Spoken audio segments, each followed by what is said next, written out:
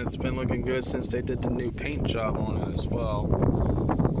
Last time I was here, number 89 pulled us, me and my spouse, and last year 475 pulled us.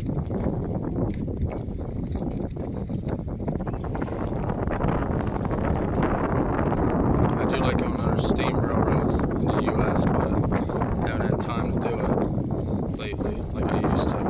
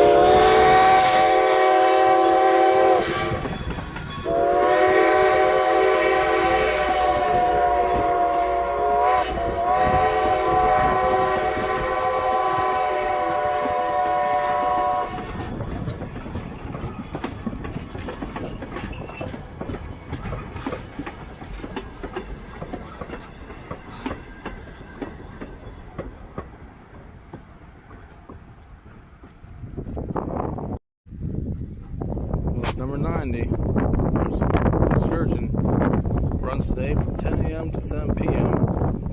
until next week, and then 10 a.m. to 2 p.m.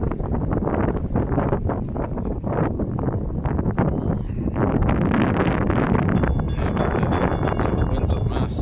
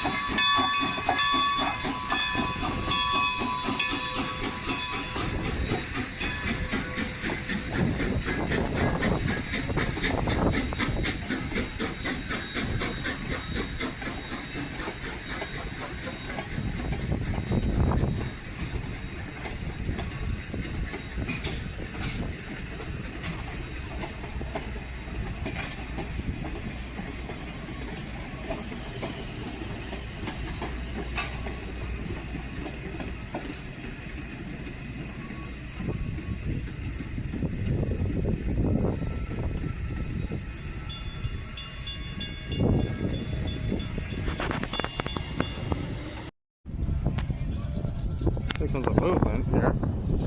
Not sure what they're doing.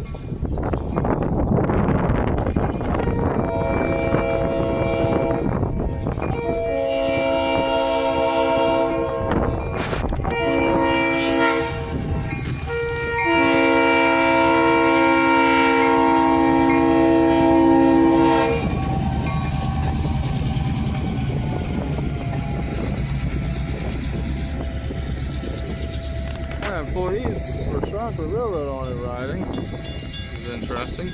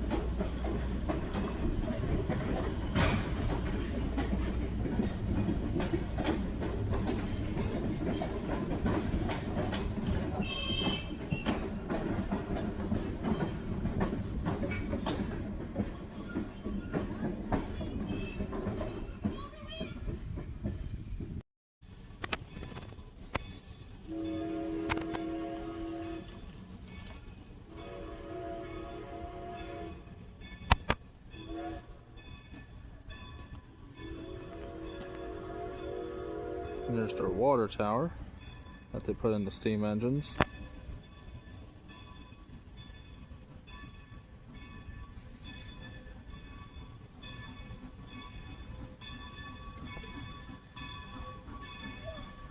Should be good.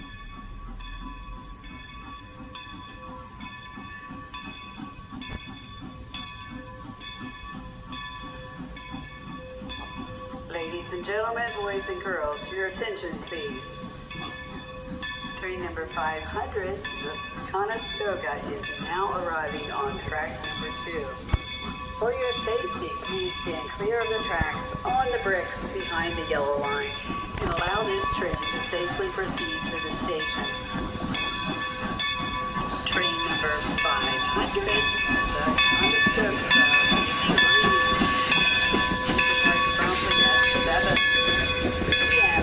Paradise.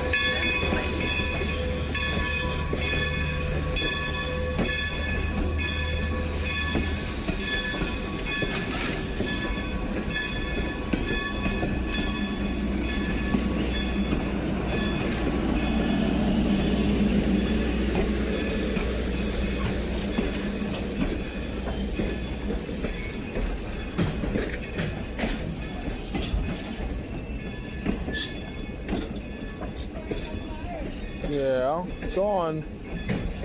You're okay. You ain't gonna get burned. Bubbles is fine.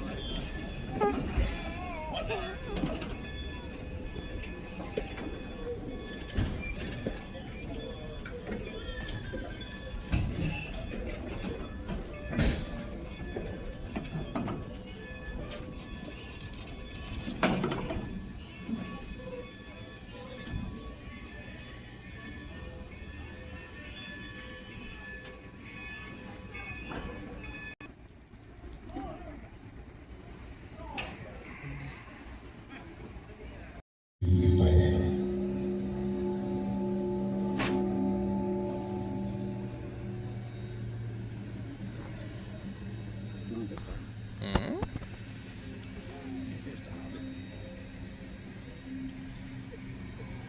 Oh, our cell's moving in here. Mm-hmm. They have to, all the actors have to be here, right? All of them all back over here. Yeah. That's how to go on my Facebook. It's okay.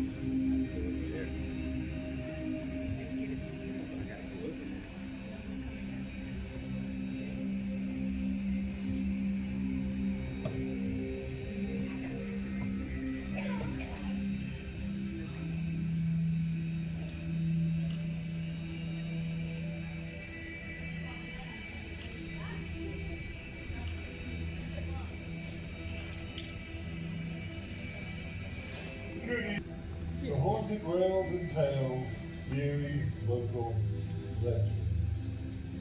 My name is Matt Lake, and I shall be tonight's keeper of the crypt.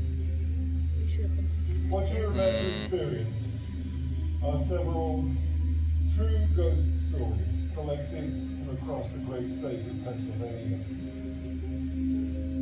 As you enter in a short while into the covered, luxurious wagons of this train, I want you to bear one thing in mind. Don't touch anybody you don't know.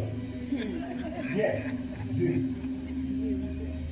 You may think that you are surrounded by fellow passengers and costumed actors, but we accept no responsibility should you make physical contact with any paranormal entity. So play it safe. Let me stop punching, Keep your hands hitting. suspended. Don't, if you get scared, just scream. That's it. That's all you can do. Don't get scared. Right. As to all people who have lived and worked in a really old place, but where there is history, there are ghosts.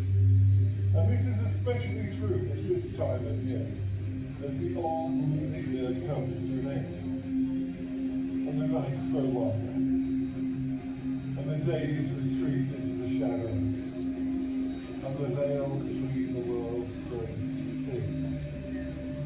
And the spirits of the departed look through into the world of the living and bring them back. We the living do not need to expect, anticipate, or go looking into the strange and unsettling. They will come looking for us. All we can do is to be prepared, to arm ourselves with knowledge, to anticipate visitations of the ghosts of the past visit us in the present. One of the visitations we can expect comes from the Gardner family, a family that took the profits of a lifetime of railroad construction to build a mansion just 1 mile down the road from where we stand and sit now. The Gardner mansion was the reward that Benjamin D. Gardner built for himself after a lifetime of creating railroads, at first with his father and then by himself. He supervised the construction of the Eddystone Railroad near Philadelphia, and the Fort Deposit Railroad along the Susquehanna in Maryland. And now, as he entered his 50s and his children were finishing their schooling, he built a mansion here in Strasburg to enjoy as he coasted into his golden years. He brought with him his wife Mary, his 4 children.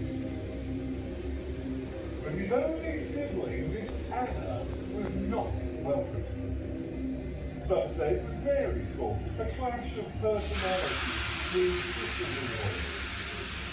And out the brakes. Others say that Anna herself was to blame. At this time, Anna was an unmarried woman, well into her middle age. She was not a woman of business or culture or society. Anna was a childlike spirit. Anna was a giggler.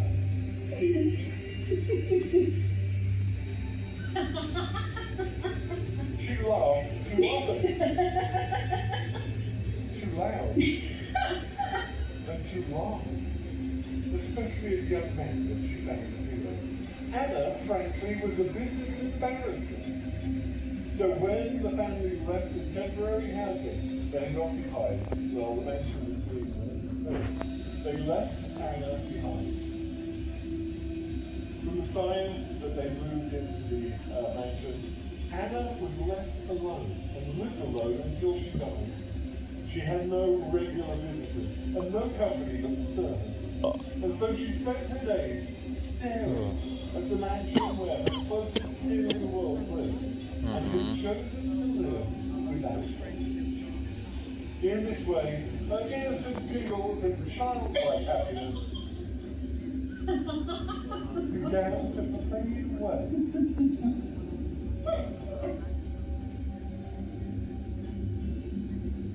She stared at the pretty glass facade and began to see patterns in her mind's eye. These three pieces over here look like a smiling face. Those over there look like a stern frown.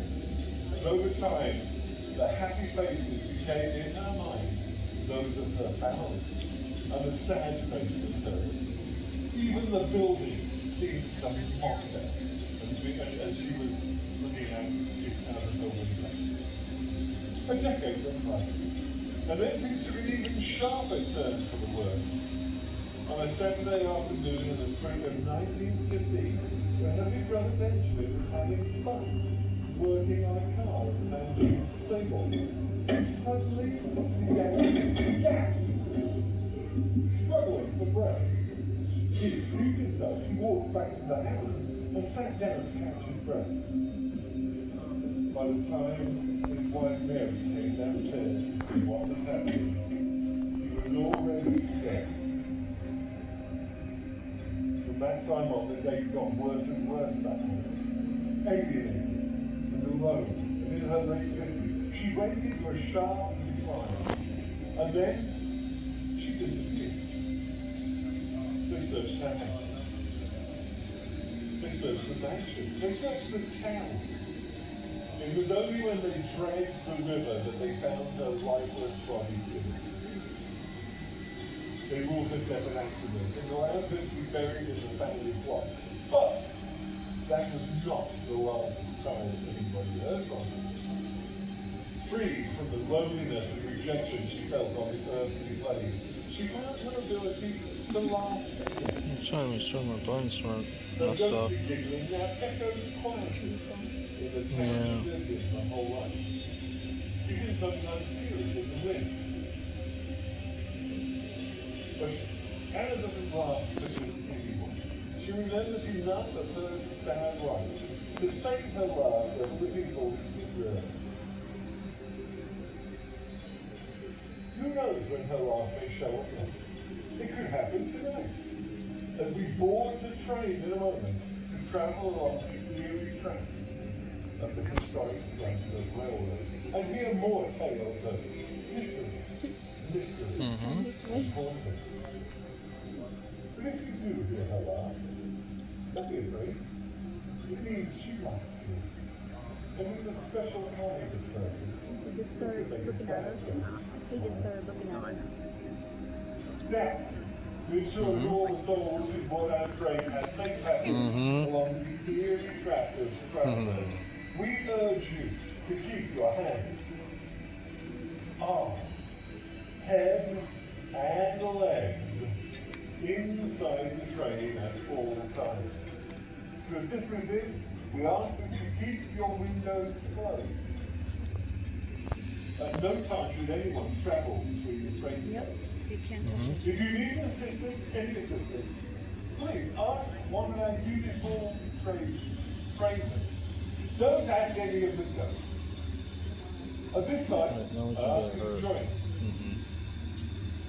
with those who have travelled before aboard the shuttle. Oh, struggling over there. The haunted rails and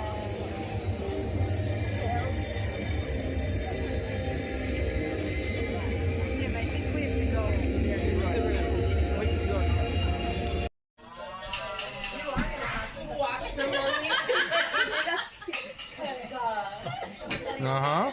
well, don't be scared, bro. No. I know for a fact they're just actors. That's all they are. Haunted rolling stuff.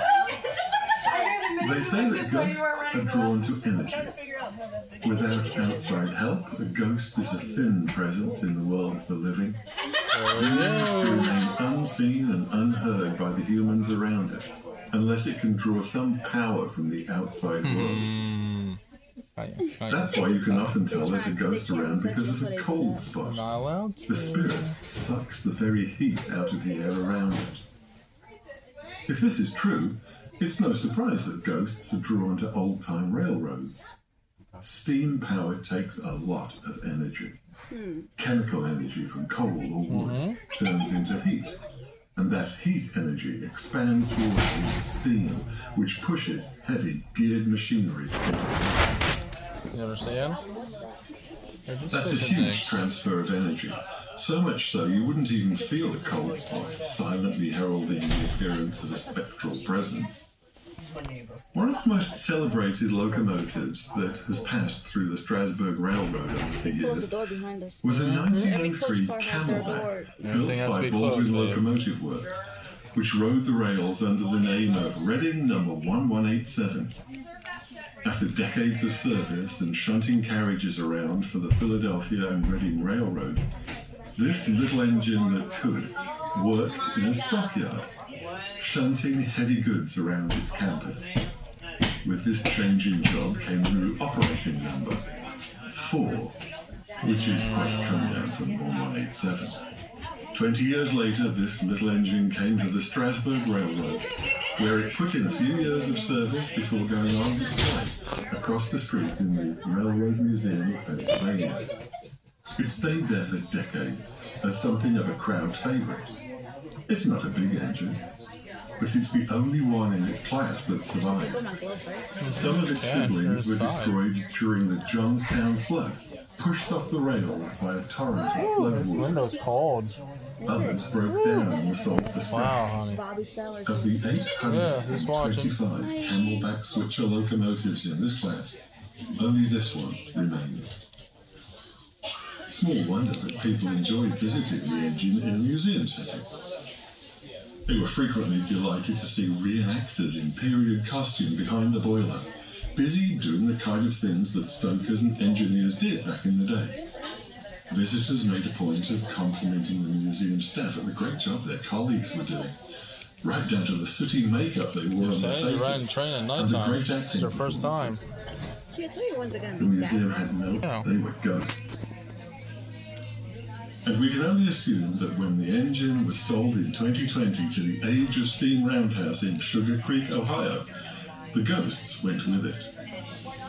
You hear that? But That just train's because the haunted. most celebrated haunted engine in Down in Ohio. collection is gone, don't assume that there are no spectral Just like rides Nevada, left in the but I'm museum's calling ghost drawings. hunters.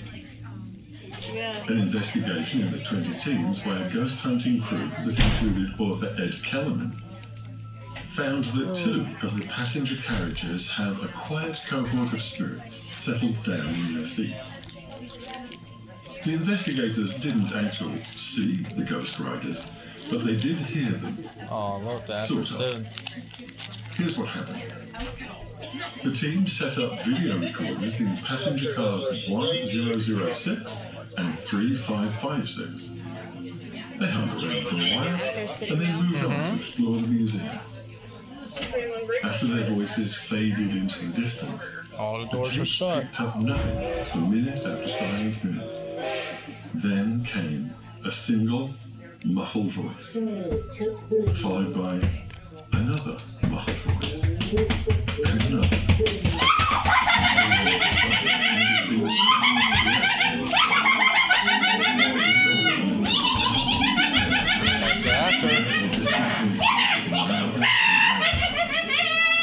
witnesses in the carriage then faded into silence.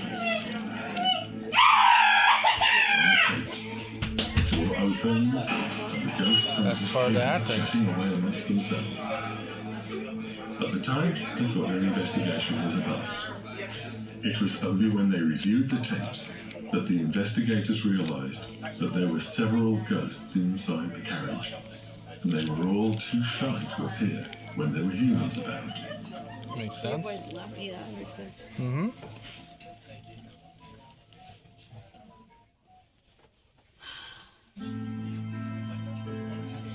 The Tale of Midnight Mary, the Lady of the Lake.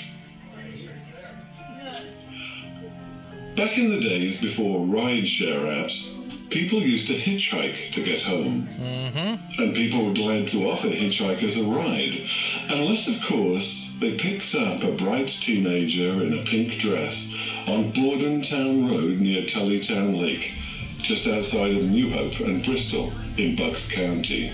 Are you ready? That's because this lovely teenager vanishes before you get to your destination, leaving nothing but a pool of water in the passenger seat. She won't tell you her name, but the people who share her story call her Midnight Mary. After the run? That's the pre-show. Everyone knows a tale or two about a vanishing hitchhiker. Sometime in the town's past, a popular and beautiful young girl attends her high school prom. She gets a ride home from a young buck with one too many beers inside him. About this, my And first when time riding he a loses nighttime. control of the This is my car, first night her ride. promising life is cut short. In the case of Bristol's Midnight Mary, the car sped right into Tullytown Lake, killing both the occupants. Oh look, you can see the engines in there. The boy's 89's body there. was dredged from the deep, Wow. but the girl's was never found. Now her spirit walks the night, a flower cut down in her prime, Every her actor's rosy different that comes future on. replaced by the frustrated longing of a spectral existence. They just decided that wouldn't be a good idea. That's the origin story of Midnight Mary, but the encounters are a little more varied. A trucker once called the police after picking up a hitchhiker, only to find his passenger seat empty of everything but a large puddle. A mother walking her child in a stroller along the banks of the lake saw a pink-clad figure moving across the water, almost as if she were dancing. The witnesses calling in these reports aren't all impressionable teenagers. They range from middle-aged men to matrons to middle schoolers. Of course, when you look for hard evidence, there is none to be found. The nearby cemetery at St. James Episcopal on Cedar Street contains the grave of a Gertrude Spring, who died in 1935, and who is believed to be the girl behind the Mary legend. Nobody can say for sure why Gertrude is associated with the ghost, or why the ghost goes by the name of Mary. But it must be said that Midnight Gertrude is far less appealing a name for a vision of loveliness on the water. So, if you happen to spot a bright young spirit in a pink ball gown near the Tullytown Lake, only give her a ride if you have plenty of towels on board.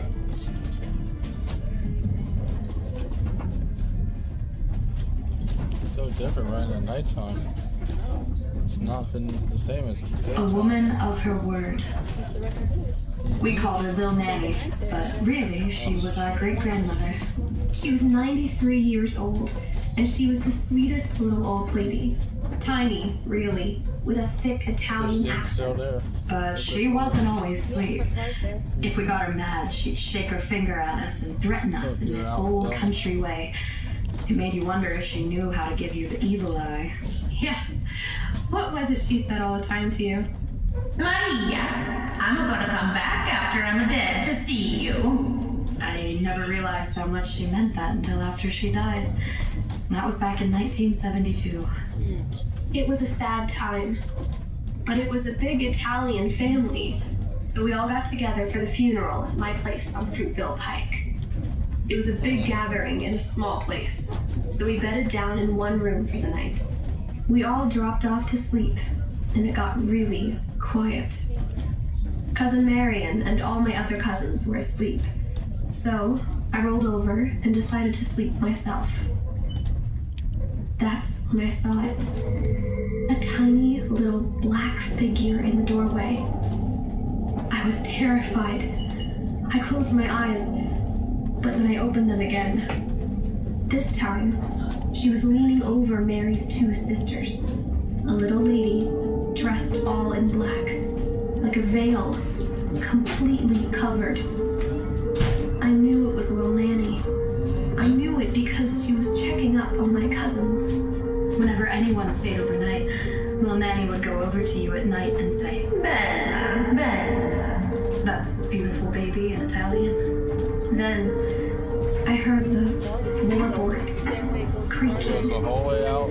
getting closer and closer to my side of the Does during the room. day. I rolled back onto my right side, so I wasn't facing her anymore. I felt this great pressure on my forehead. I thought I had rolled up against the headboard, but I was too scared to open my eyes or even move. Joanne thought she was the only person to witness this, but she wasn't. When Little Nanny was over on my side of the room, I felt something pressing down on my leg. It felt familiar, because that's what Little Nanny did when she came to check on me when I was little. That was the last Joanne or I saw of Little Nanny. But my mother saw her a couple of months later. She was fixing lunch for herself and heard a voice saying, Marion, Mom. She looked around and saw a tiny white figure turn and float to the other side of the kitchen, go down the stairs into the dining room, over to Little Nanny's favorite chair, That's for the tours. and then disappear. That's for the gun. And that was the last anyone Those are dirt. They saw of will her. search for the tour bus. Yeah. The tale of the girls of Kinderhook. It was almost a year after my Aunt Martha died when I paid a call on her two sisters, At the farm. Aunt Ella and Aunt Pauline, in the home they grew up in. Before Martha passed, the three sisters had lived together for their whole lives in Kinderhook, in the house that had been in our family for generations. She's okay. The locals called it the Old Smith Place, but we always just called it Kinderhook. 1 or 2 or 3 dozen old houses scattered over Chestnut Hill, not far from Lancaster Pike. To be more accurate, the place that my great-great-grandpa built. That, for a while, was a thriving blacksmith's business. The place that my 3 aunts lived in for more than 25 years before my Aunt Martha, the ringleader, died. Dorothy, before Pauline comes in with the refreshments, I need to tell you something. What is it, Aunt Ella? She really misses her Aunt Martha. She's not been the same person since Martha left us. Strange. You know she refused to straighten the covers on Martha's bed for months after she passed. You know me. I've been keeping this house since we were young. That was my job. But I had to watch those sheets just as Martha left them for so long. Even now, with the sheets all straight, everything else is exactly as Martha left it.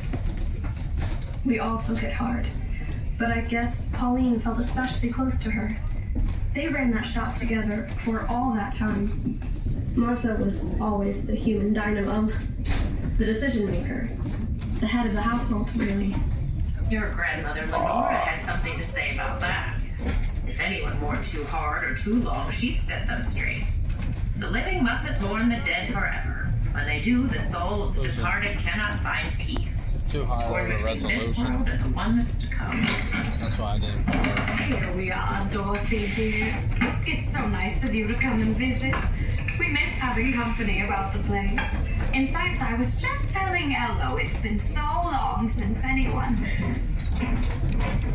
Sounds like you have some company. Except for me, that is. No. Then who's walking around upstairs? Did you hear anything, Ello? No, did you hear anything? There, those footsteps. Oh. Come on, ladies, I haven't lost my mind.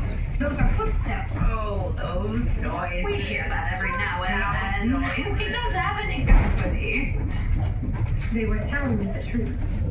There wasn't anyone in that house except for the three of us that day. Nobody I could see anyway. And I looked.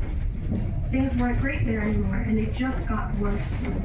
Ella, that 4'10" domestic dynamo, took ill. Pauline took care of her. She wasn't well herself. She never fully recovered from losing her big sister. So, my other aunt, Maud, took the train back from her home in Miami to help out. She didn't have to play nursemaid for long. Pauline was the first to go. Ella followed not long after. And then it was just Maud, all alone in that house. Except that it wasn't. It's so nice to see you, Tati.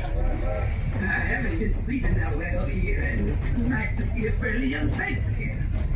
It makes a change, let me tell you. A change from what? The faces I usually see, of course. At least I can't see right through yours. What do you mean? They're still here, you know. They came again last night, just the same as they do every night. They can't touch my skin, but they can act. Don't look at me like that. You must think I'm crazy. I'm only telling you because you won't think I'm crazy. You don't think I'm crazy, do you? Of course not.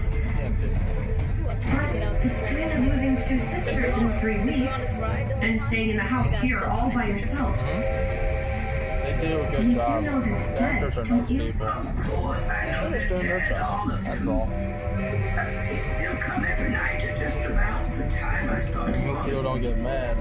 Or sometimes Pokemon thing. That's when Pauline Yeah, it's calls okay, my huh? name. And she's persistent. That hasn't changed. She keeps on calling until I sit up. And then I see her. How does she look? She's wearing a dress of pale blue. Very nice dress, too. Sheer, delicate fabric. It's almost glowing, really. What does she say? Nothing. After she's woken me up, she just stands there, reaching out and gliding across the room almost like she wants me to come and join her. I'm not scared of her. I just wish she wouldn't keep disturbing my sleep. And let me tell you, I'm not going to let her boss me around. She may be my big sister, but she can't tell me what to do.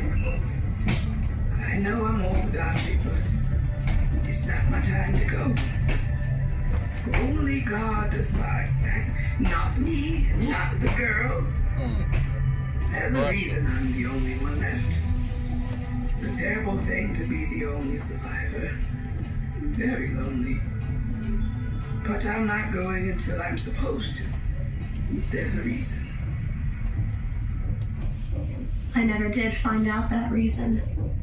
But my great aunt Maud Kapler Smith Robb did eventually join her sisters. She took her sweet time. She held out for 4 years of nightly pestering by her big sister. But she did leave that old house eventually. And now I live here. I don't see any of them, of course. I occasionally smell the permanent wave solution my Aunt Maud used. I occasionally bump into someone who's not there when I turn around. Of course, the girls do make themselves visible to the male members of the household. Everyone but me. My husband keeps seeing me walking around in a strange robe. Actually, gliding around. And so do our sons.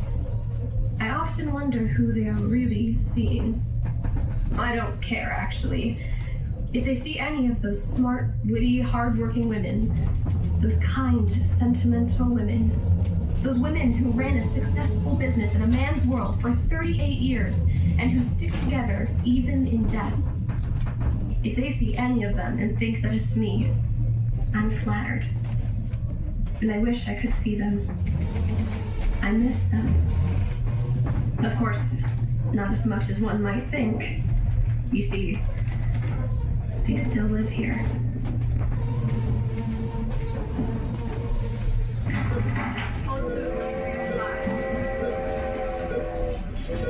We're just going to inject you with something to slow your heart rate down. It will feel as though your heart's stopping. It's going to be scary, but you'll be okay. It's going to help. Do you understand what I just told you? From the gurney in the emergency room, I nodded and wondered what it feels like when your heart stops.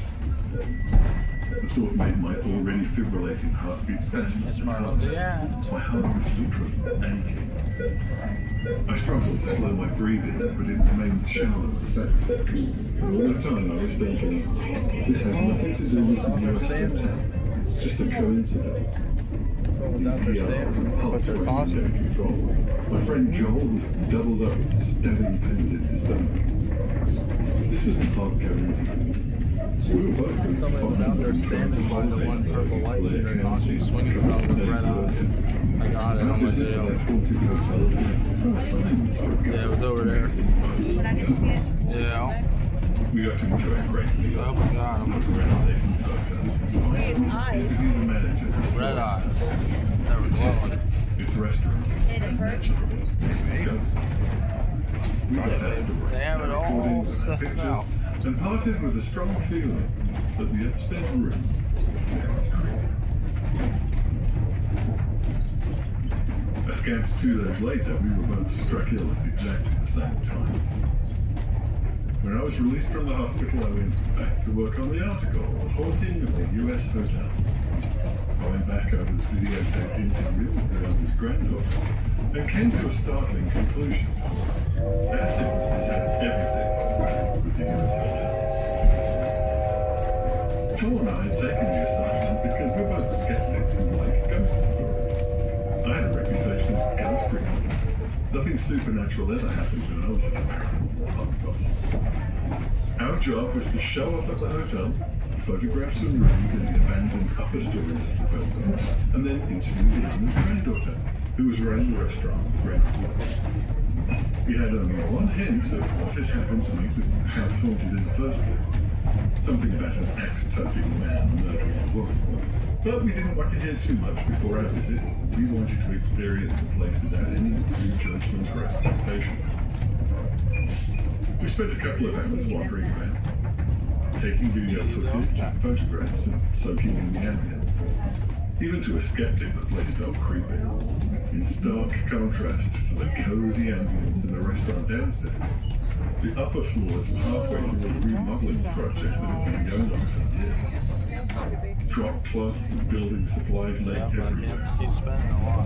Even though the rooms were furnished with beds and 1980s era televisions, they felt old and unlit. Some of the doors were kept closed by chairs strategically placed under their handles.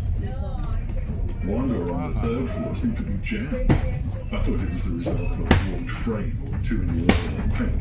But after a third show, the door opened freely enough and closed again without any trouble at all. If I knew then what I know now, I'd have avoided that room completely. This is one of the more active rooms, said the image on my playback screen. The owner's granddaughter on video. It's called the Dying Mother Room. There's a woman lying on the bed dying and a girl in the closet. The door jams here a lot. Okay, that sounds like a cue to fast forward to take a little. The ghost choked Al to the point when he passed out. Maybe I'll fast forward a little more. He smells like rotten meat. He followed me home once.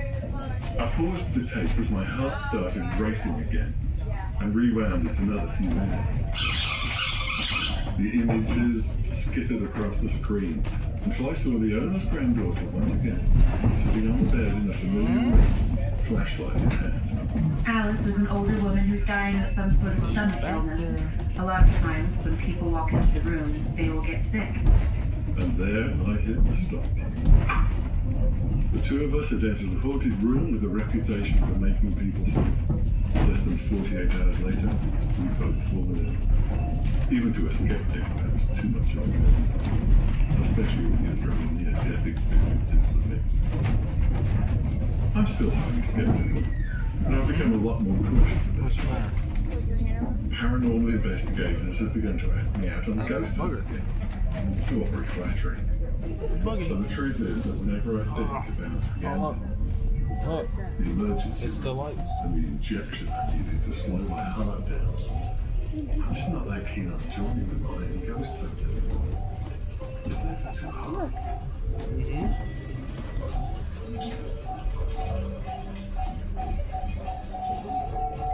Oh my god, what is that? Oh. Better not be killing anybody there.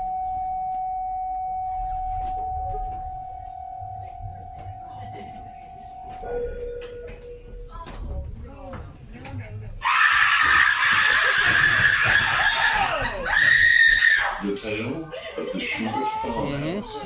What just happened? If you survived the Revolutionary War and set yourself up as a farmer near Allentown, what would you do if your farmhouse burns to the ground? Probably what George Schubert did. Rebuild, and rebuild better than before. To 10, possibly more. This would be the smart thing to do. But it wasn't the best thing George Schubert could have done. If he had only known what would happen in the new house, he would have walked away from the ashes and never looked back. As it was, he left the house later, but only after tragedy struck. Smallpox visited the area, and although it did not strike George, it carried off many of his children. He had trouble living there after that. But the tragedies did not end when George sold the farm. The new owner took his own life in the barn. And from that point on, strange things have disturbed the house and barn. Strange things like noises that shouldn't be there.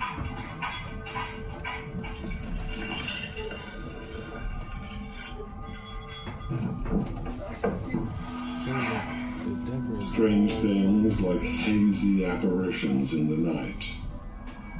White figures that shimmer in the darkness, like something you see in a heat haze. A man with red eyes and a massive mustache, who you can actually see through. And a soldier in blue and red uniform, hovering around the rafters of the barn. Or is he swinging?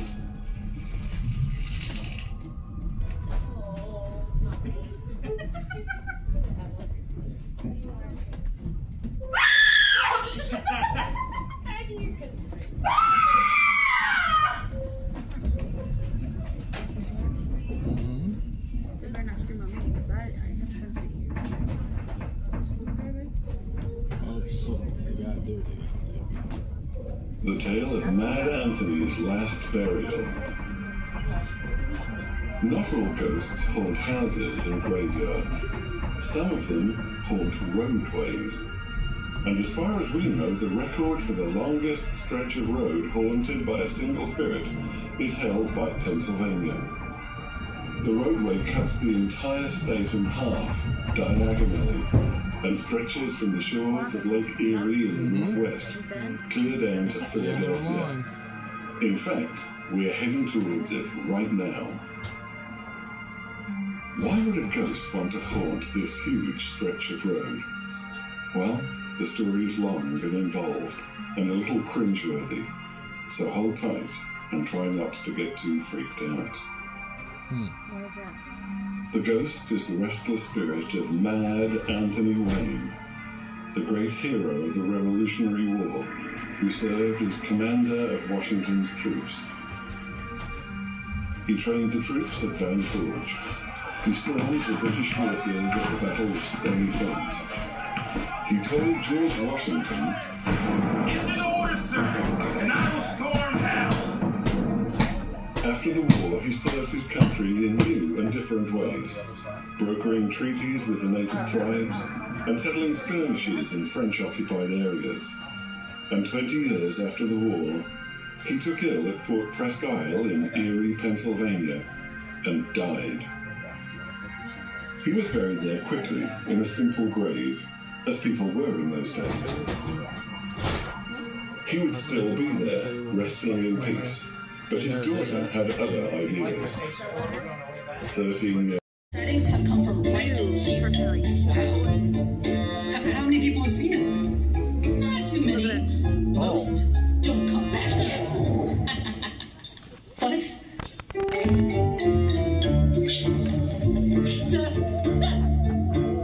Relax. It's just the wind.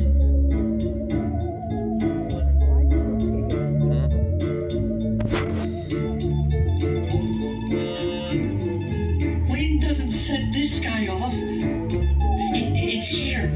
I know it is. All right. Stay close.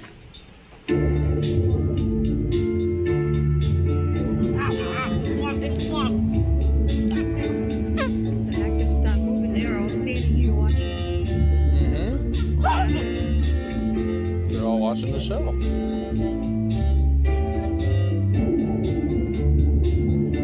Oh, this coat's keeping me warm. Yeah, it's just shit. I'll get some gum. I know. I need a piece. Here, let me open it. I thought you replaced the battery. You obviously did not. Oh. Come on. Here, babe.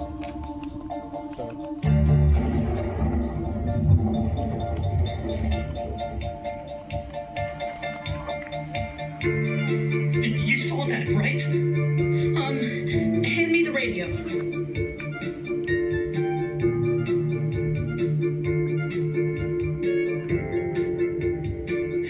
What are you doing? Anyone here? Give us something.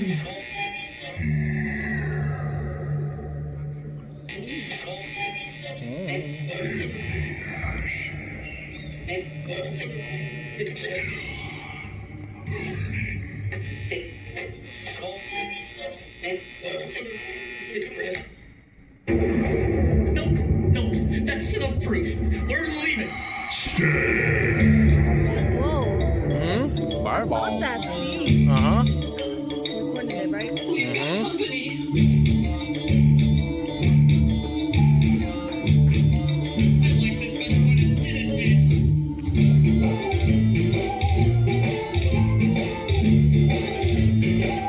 Think of it as Hershey on New Year's Eve with the fireballs.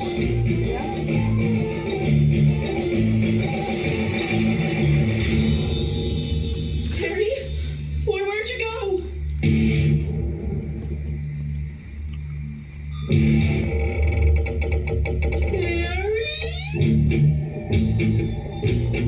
Uh-oh. Might be.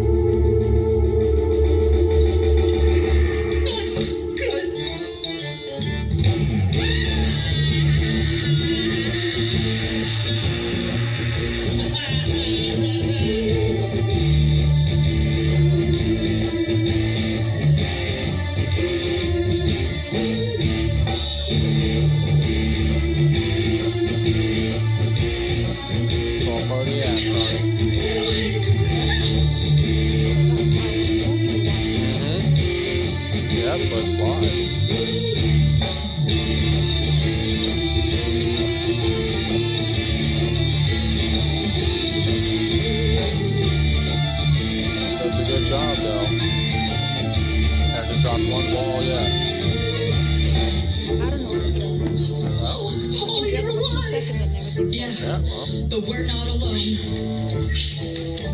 Oh no, it's back! You want a show? Fine, we'll give you a show.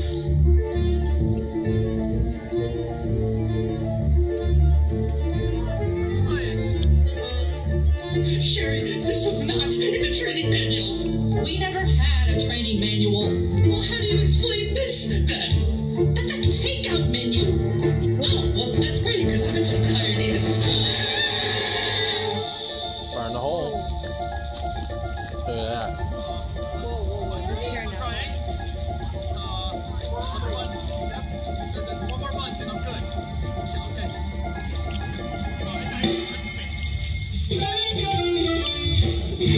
Wow, it's showing fire. No way, it's showing that fire. Uh-huh.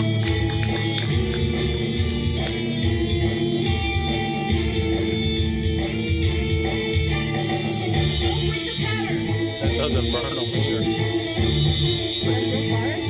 Of course it is. That's not fake, babe. That's real.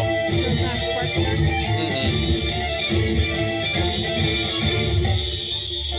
Did you see that? He's gone. He's really gone. Yeah, we did it. We kept the pattern that broke him. Wow. I can't believe it. They're professional actors. That's why they My boy do said this hobby was useless. Anybody else would burn Who's themselves. laughing now? Easy, don't celebrate Alright. yet. These things don't disappear forever. He had special gloves on that doesn't burn Ghosts you. always come back. Burn the hole. See? What'd I tell you? It's back. Right there. This is the latest you've been in Strasburg. Oh wow, honey, look at that. What is that, a big ball? Well, look how good he's doing. Wow, record that. I know.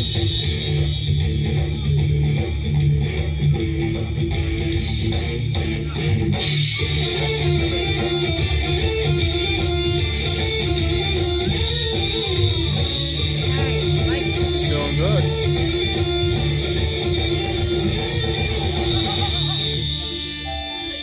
Keep doing this. First, juggling and then gluing balls, and then what's next? We fight back. Balls. Oh, here, take these. What are they?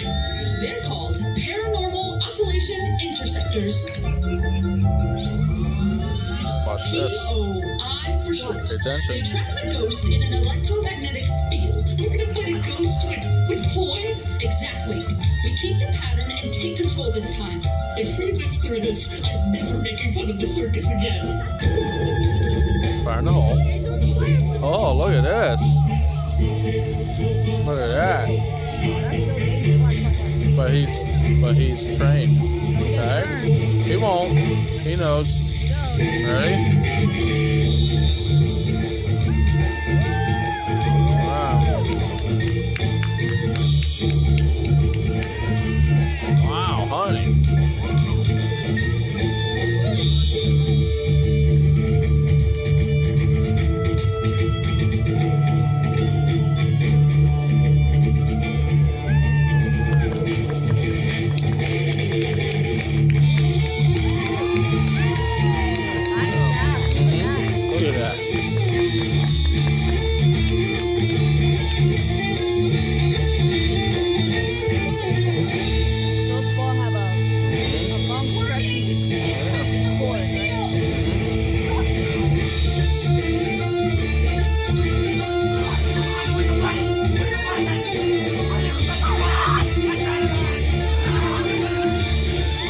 It's all part of the act. And down it goes.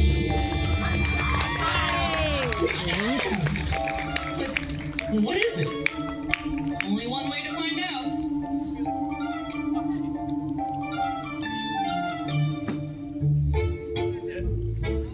It's Victor Burnham?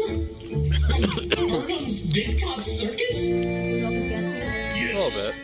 I scare everyone off with ghosts and fire so no one would dare visit the magnificent moonlight circus down the road. They've been stealing my crowds and my profits. So you cooked up a ghost story to drive away competition. And I would have succeeded too, if it weren't for you troublesome youths. It looks like Mr. Burnham's plans really went up in flames.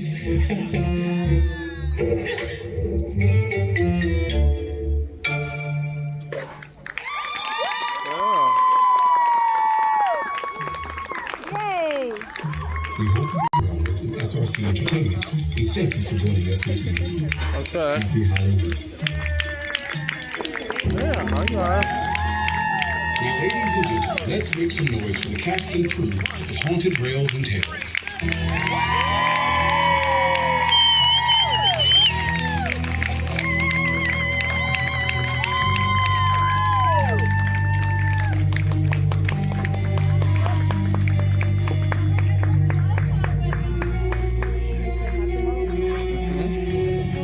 It is tomorrow. I got it.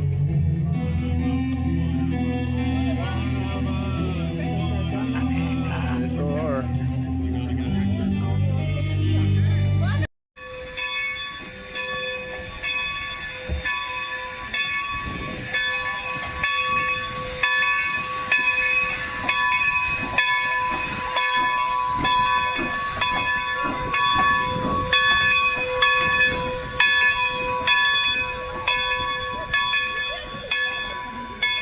Good for tonight.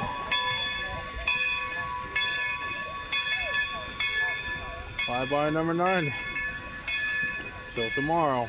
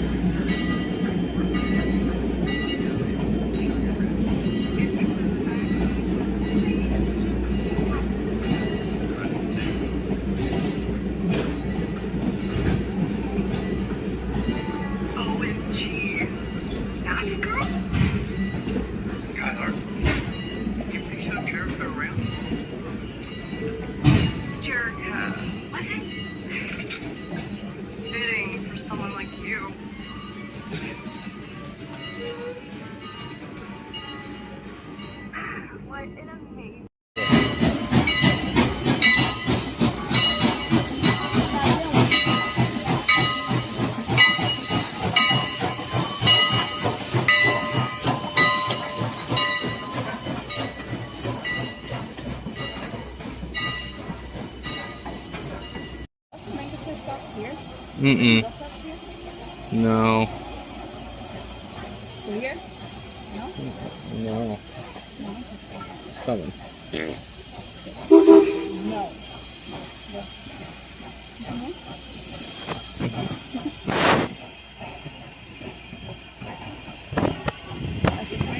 Mm-hmm. No.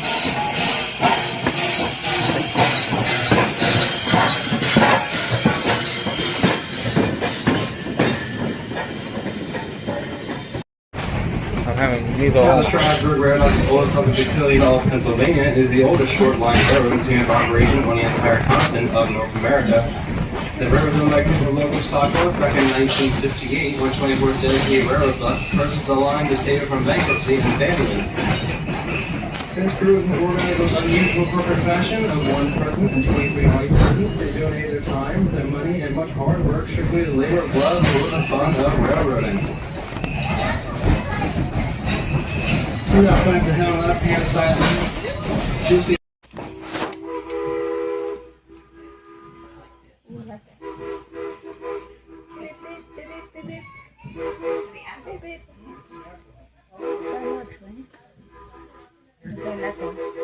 Echo.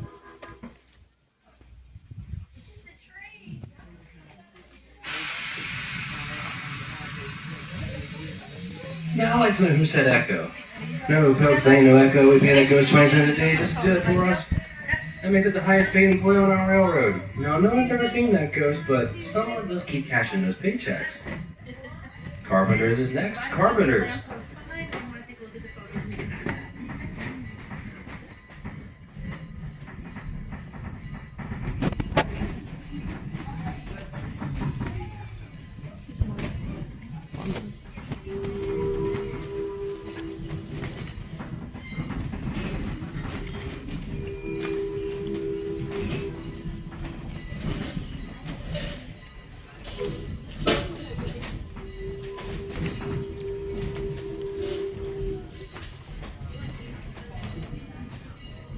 Now up on the hill is Carpenter's Graveyard, Dulce-Meister County. Buried with Marie Farid, a French woman who fled France in the early 1700s to escape British persecution. There's a little Missy. Let's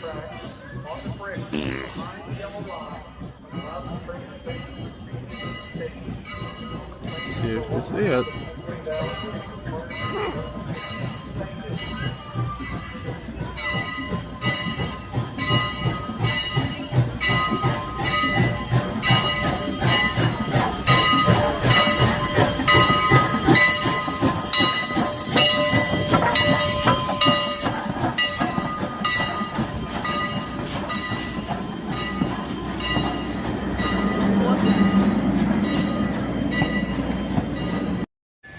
There they go.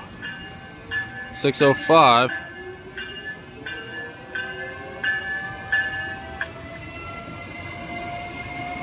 There they go.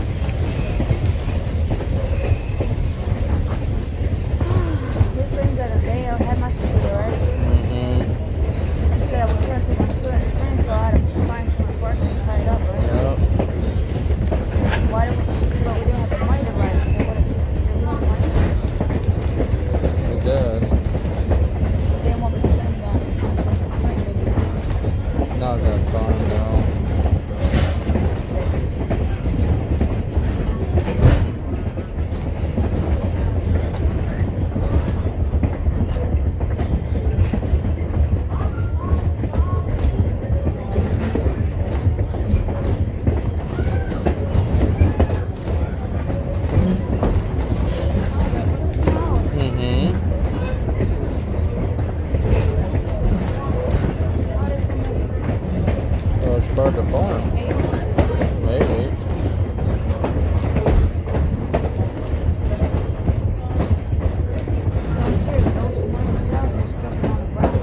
Well, no, I felt a bug crawl on my neck.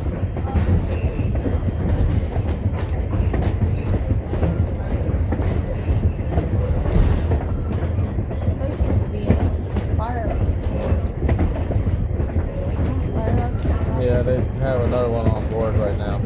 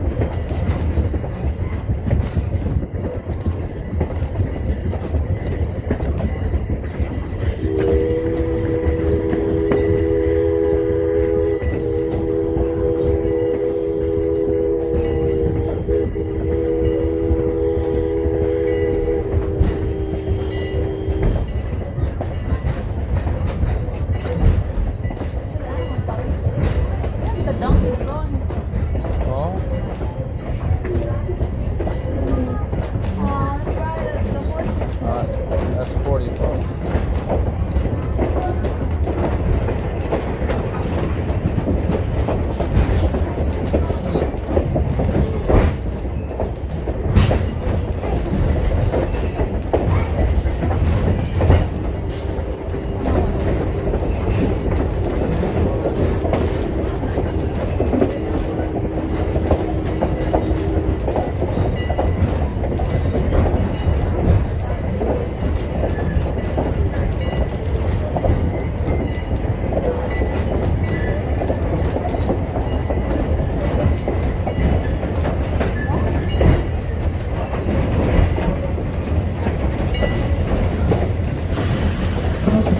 About 17 minutes after they come to the police stop to leave your seat.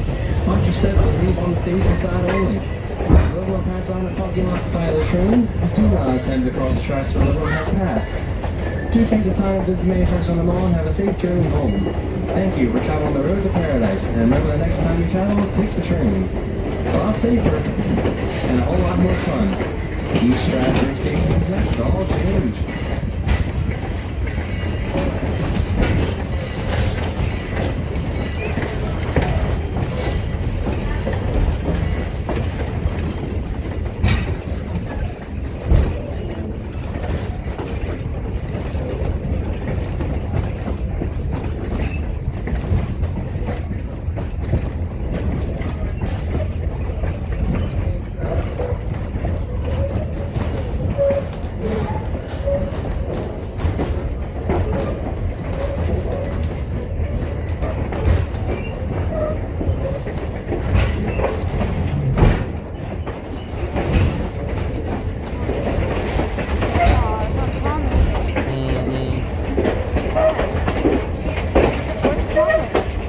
Took them down to Carolina. Oh, there it is, yeah.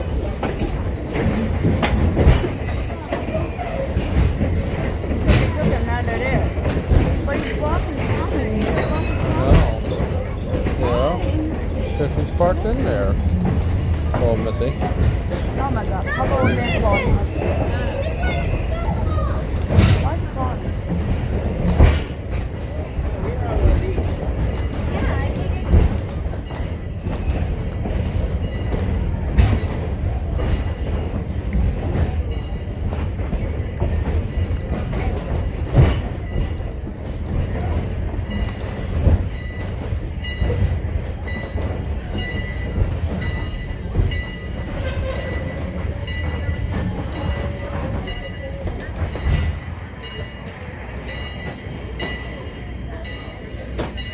I don't know why he calls me so much. Yeah.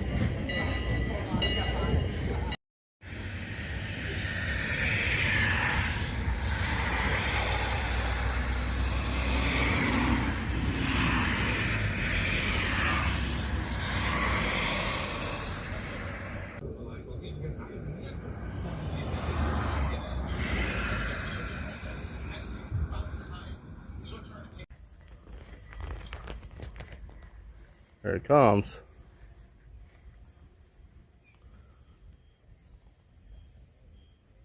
'89's running today.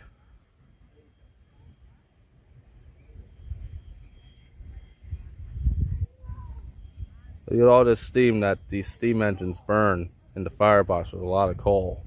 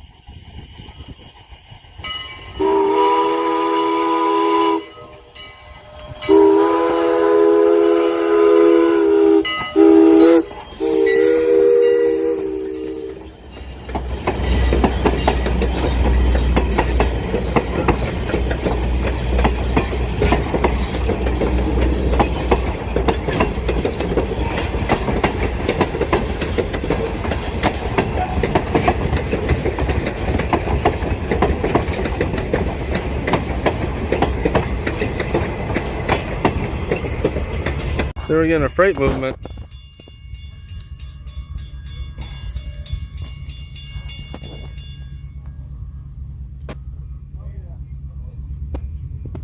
Oh wow, we're in for a treat.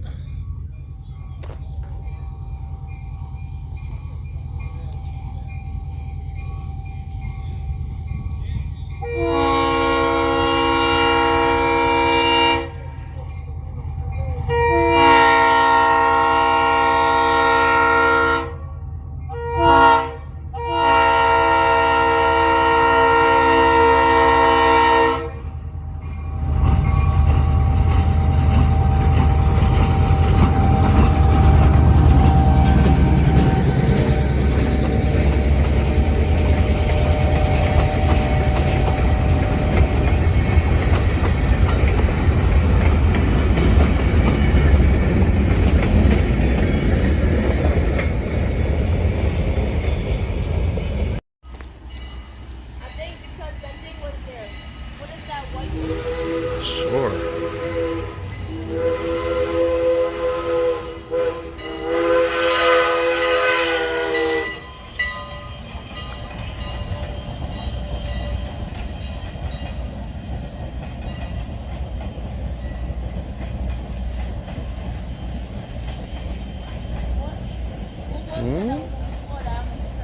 Oh no.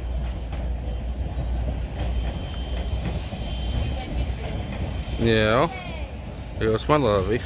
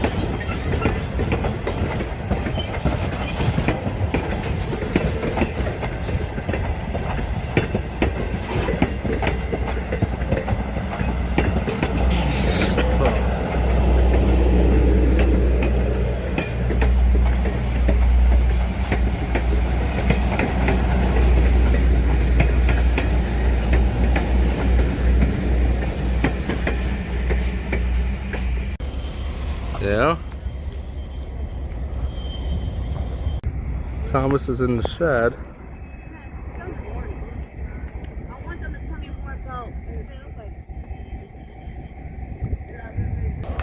The coal. There's the engine. Yeah, that's all coal.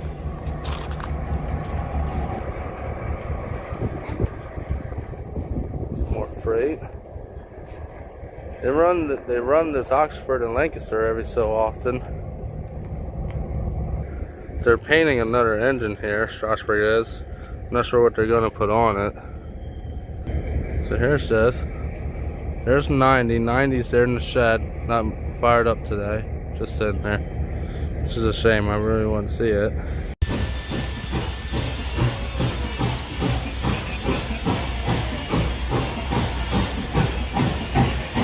There it comes.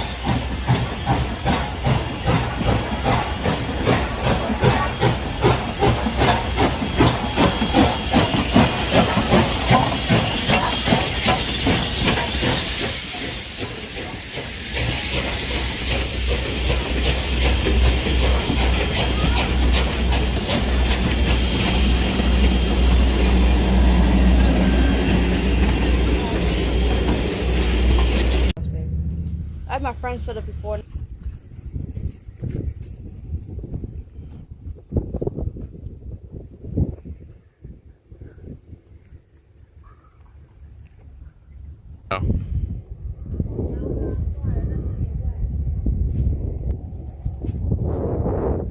That's your scanner, babe.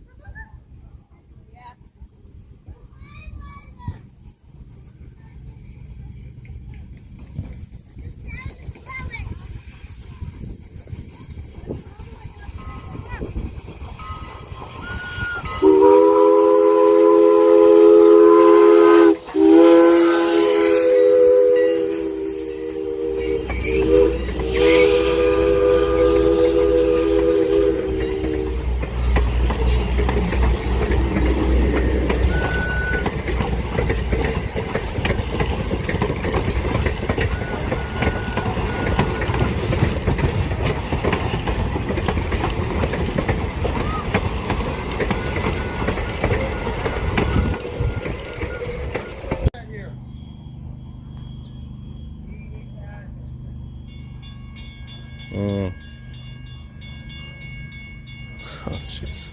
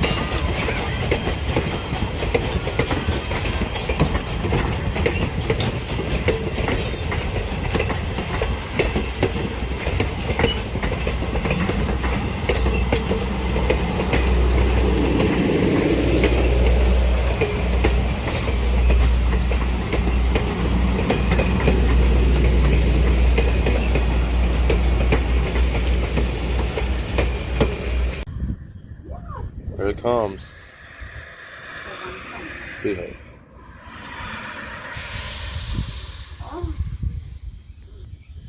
How did you stand in? I got it though. I can see it from here.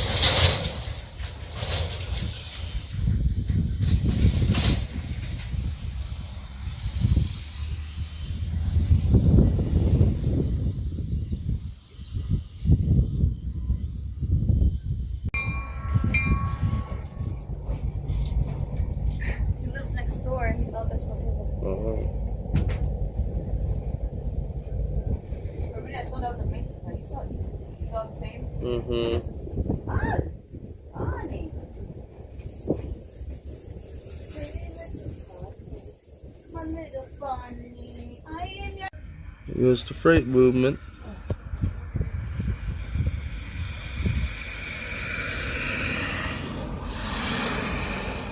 Yep, there we go.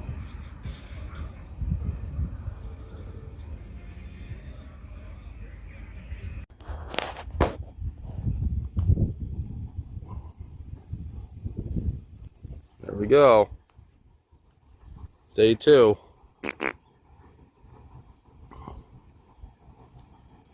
Don't you dare. They do it anyways. Unbelievable. Jeez.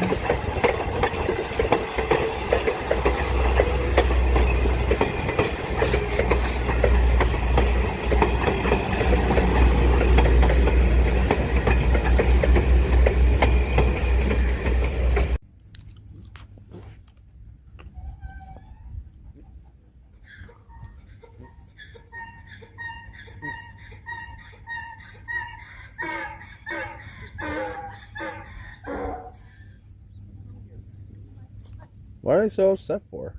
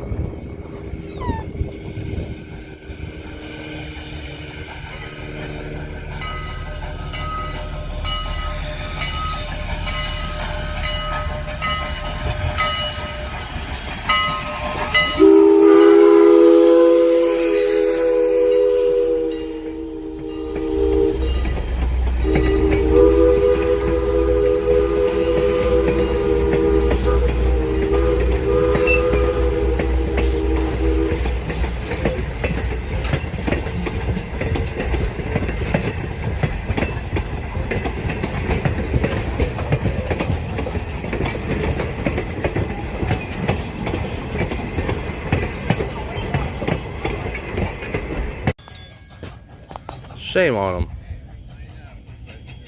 That truck almost broke the crossing gate.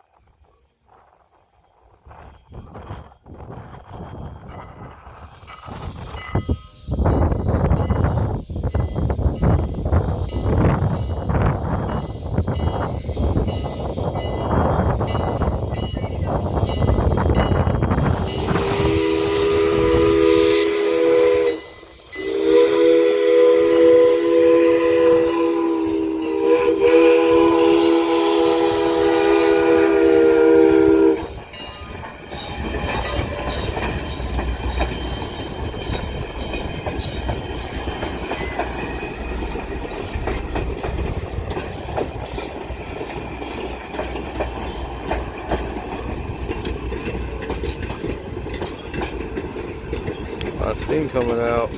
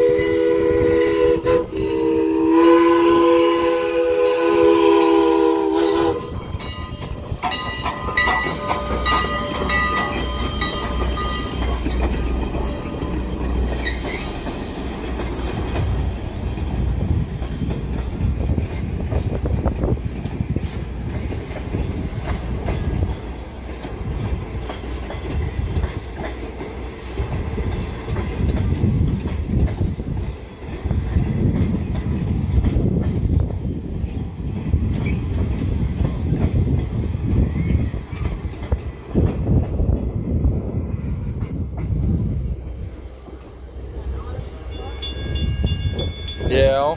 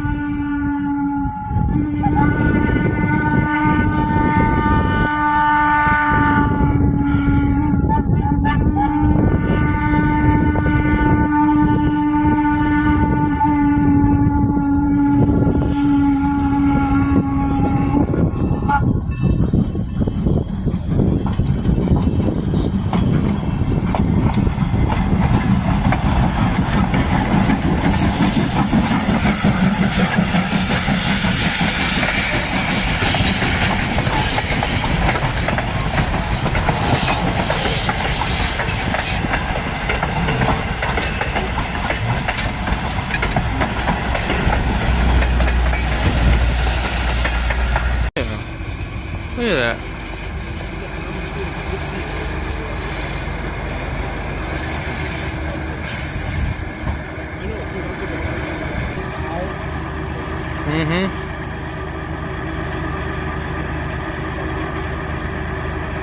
Like right where that guy's standing, there's some button somewhere in that proximity of where he's standing where they actually can blow. They've been blowing.